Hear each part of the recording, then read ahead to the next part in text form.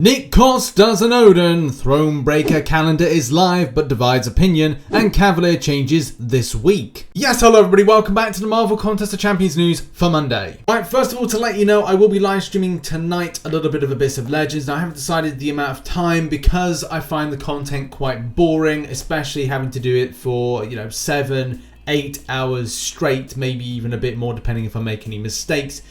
It does mean that I will be separating it out into two blocks. Maybe I'll do about 3 to 4 hours today, and then the remaining will be tomorrow. But either way, I'll let you know on social medias, Discord and stuff to let you know when I'm live. Or you can just make sure you got notifications on for the Twitch channel. But also, I might decide to upload it to YouTube, so re-upload the streams to YouTube, just for the sake of watching them back if anybody did want to. Now, before we get into the news, I just want to give a massive thank you to those that support the channel through the medium of Patreon and YouTube membership. Thank you very much, especially with these tough times for myself and as well a lot of other people as well, not just myself, but it does mean a lot that I can have this support, and it does massively help out towards bills. Also, those that support over on twitch.tv/RichTheMan live, those that are very generously given subs, donations, and especially on this YouTube channel, so those that have done super chats, because let's face it, YouTube like transactional revenue, but when it comes to ads and kind of paying their YouTubers and creators for stuff that they're doing on their channel, they have a bit of a problem. That's fine. You can just go and pay those talk shows all the millions of dollars that you already pay them. So yeah, good for you.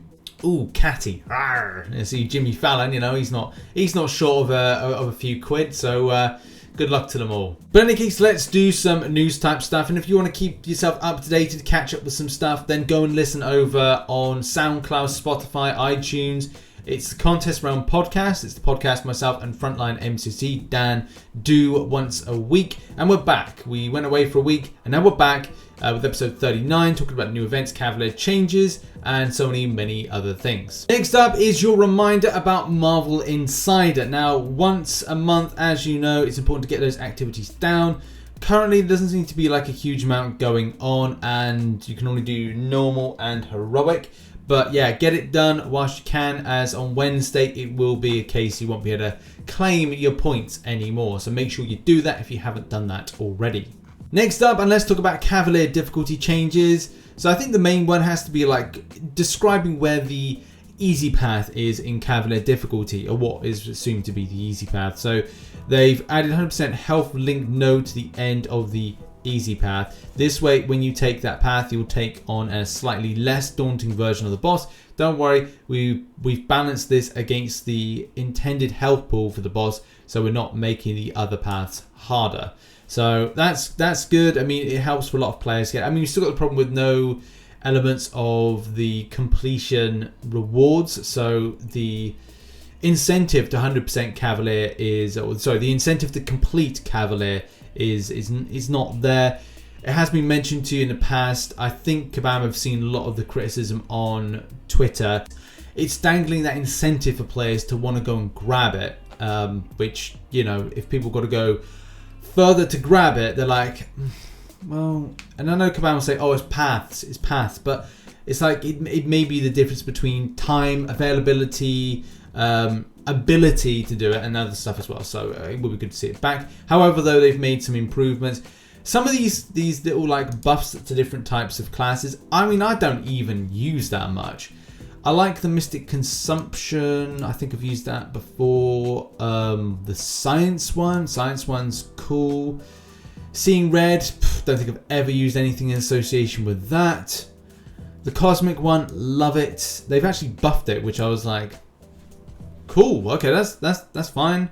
And yeah, I guess that's really it. The other stuff is like, take or leave it. A lot of the times, because it becomes so specific on character usage, based on it being like Seeing Red is always paired with Biohazard, and you kind of go, right, well, that limits me then on what champions are going to use for whatever reason. And a lot of the times you won't tend to use some of the buff ones, so like Seeing Red for mutants. I think I've only ever used like Colossus in that, or Warlock, or anything that's got double immunity, just so that if I make a mistake and decide that, hit into a block and I'm like, oh, I got poison, and it's like, well, there's no point. The same thing can be said for some of the other ones, But yeah, I mean, a lot of times it's just so specific on things.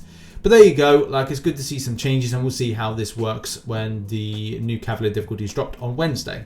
Next up, and Nick Coss has got a brand new video. Yes, your eyes do not deceive you. That indeed is Odin. Now, I know there's some aficionados have talked about like a spear or something, but there's the spear. You know, I saw some like mention about, oh, you know, he's not got the spear, and it's like, well, there's the spear. It's just what Nick's done is he's rotated different types of pieces of weaponry for this. Also, he put like I think this is an Amazing Spider-Man 2.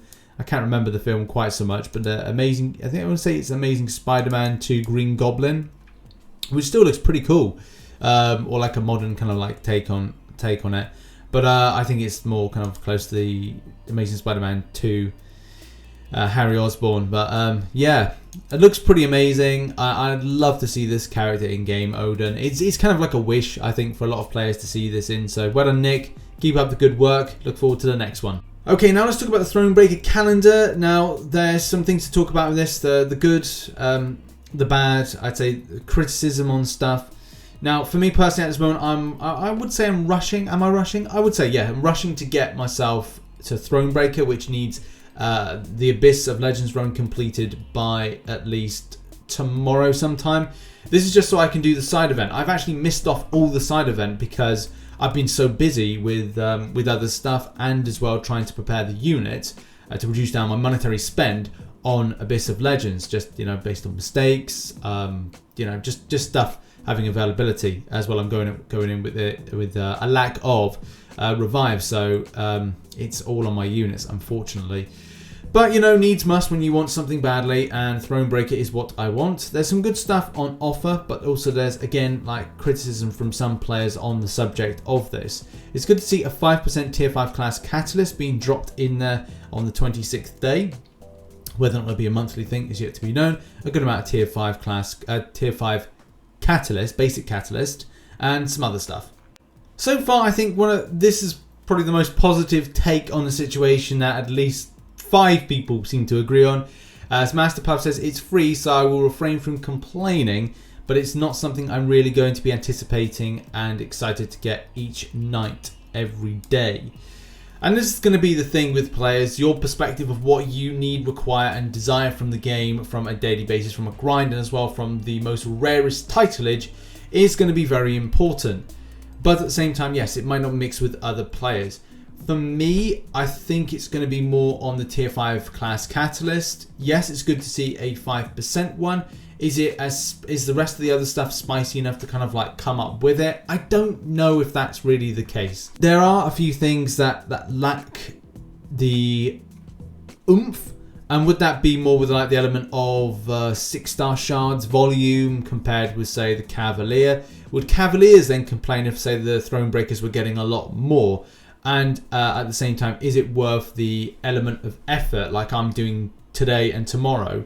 I was supposed to 2 days to do Abyss of Legends, which is something like long-ended content that I get incredibly bored doing. I would rather do something like an event quest than I would do with this long content where I've just got to be concentrating so extremely much for 240 hits before I get absolutely mullered to death by power gain, unblockable and unstoppable, you know. But at the end of the day, needs must. I want to make sure that if there is Thronebreaker based Cyber Weekend deals, and as well if there is going to be better stuff in the Black ISO market, which I think is what a lot of players are holding out for. It's not just about the calendar, but it's going to be about the other stuff as well that's going to be available for those that are Thronebreaker to, you know, tempt their interest in still kind of keeping up with spending in the game, as well as just going for the rarest stuff in the game and ranking up those champions. And that's going to be an important thing, rank 3ing a lot more 6 stars in the future. So very mixed responses on Thronebreaker, and maybe it's something in the future Kabam could look into in order to ramp up a bit. A personal problem for me at the moment is tier 2 alpha. I can't get it as much as I'd like. Does that mean that I'll have to join another alliance and do map 7 in order to achieve that? Maybe. maybe it's a case that I've got to do other content in order to get that. Or maybe Kabam should look towards doing a tier 2 alpha arena. That could be another thing as well. But that's my problem. I don't know if that's anybody else's shared problem. Or they could bump up Alliance Wars rewards, which seem to be something they haven't done in a long time. But either way, what are your thoughts on Thronebreaker title and the calendar? Put it in the comment section down below. Also, let's just quickly talk about Platinum Pool. Now, as a lot of you know, I think I went with like 30 mil or kind of like said about push to 40 mil. I'd have to check back on my video, but apparently that's called invalid traffic. And I didn't write it down because it's not a reoccurring arena. This is the last chance to get the champion. So, yeah, how did it fare? Well, there were some good things and bad things from this.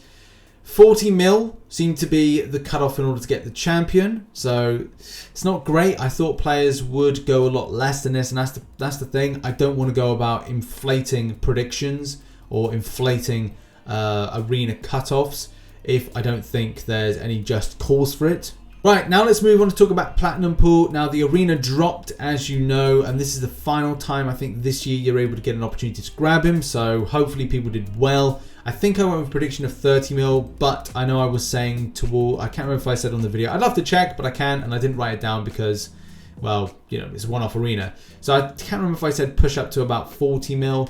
If you did do 40 mil or over, you would have got him. So congratulations. There are some rewards issues not being sent out for anything lower than certain cutoffs. So not sure about that. As of midnight last night, it was being looked into. But apart from that, nothing has come up as... so there could be people that are still expecting rewards. So yeah, just to kind of confirm that, 40 mil, 39 mil flat was enough to get position 298. So congrats. And obviously if you've come to my streams, you'll know that I was going for 20 mil. For no specific reason, it was just a case going, I wanted to put some effort in, get last shot at those crystals. And... well, you know, something happened, but I'm not going to tell you about that. I'm going to save that for another video. Might be today or might be tomorrow to kind of go like, yeah, something might have happened. Either way, like, this arena is not coming back. It's disappointing because I know a lot of players would have liked to have completed their Platinum Pool this year. I might have to wait till next year. If you got loads of pieces, then I'm sure there will be something you can sort out in the future. I'd hope that Kabam put some kind of trade-in thing. But they actually did say, but maybe that was something that's going to be next year rather than this year. Who really knows with that? But yeah, good luck to, well, not good luck, but kind of like commiserations for those that didn't get him, and well done to those that got what they needed from this particular arena. And now we've got to go into arena predictions and results. Now, I'm still really trying to find a good balance with this new featured arena setup, especially from where players are going with grinds for re-rolls of champions. As it does seem that Punisher 2099 has gone a lot lower. The full results aren't in yet, so it's difficult to get that idea of where the 5-star fell. All my predictions for round 2 are down below, and these will hopefully go to a more constant once I get a handle on where players are going. Do bear in mind, trying to predict where players are going to go it's not easy. So we're doing the best we can here. Punisher 2099 5-star 25 mil. The 4-star version 5 mil, and Taskmaster at 1.6 mil. That's predictions for round 2. If you don't know, let's go over the results because that's going to be important as well. So for Taskmaster, this player is claiming a 1.5 mil was enough to pick up the basic. We've also got this 4-star version here, which is 236 position for 5.4 mil. So again, this puts down the prediction of 5 mil. Someone even saying that they may have got it for 3 mil, which would be absolutely incredible. But it's definitely something that I don't have that information of proof to give you for this video. We'll wait until the full results come in later on. But yeah, that's where that lies. And in the 5-star version, this player is claiming position 59 was got with 27 mil. So this could even be a case. This champion could go as low as 20 mil. Could go as low as 20 mil. But this is the thing. It's just to really understand where the results are coming in, and as well where the safety net is before we go on going with predicting stuff like, I don't know, 15 to 18 mil for a 5-star. So we'll see how things go in the future. And there we go, that has been Marvel Contest of Champions news for Monday. Do bear in mind, as I said, I will be doing some Abyss of Legends on the Twitch stream. I've decided Twitch today. It may be a case of coming to YouTube tomorrow, But I think as this is very kind of like just, I've got to get this done sooner rather than later and quicker in order to make sure that I get a good chunk of the Thronebreaker calendar and as well prepare for the side quest, because I'm going to have to grind out that. I think I'll probably like put it up on Twitch, just get on with it, have it running for the rest of the day, and then you can come in and chat, and I'll chat between fights or something like that. But I'll let you know, as I said, make sure you're locked to social medias and make sure you're locked to Discord, because I'll let you know when that goes live. Thanks for watching and see you soon. Bye-bye.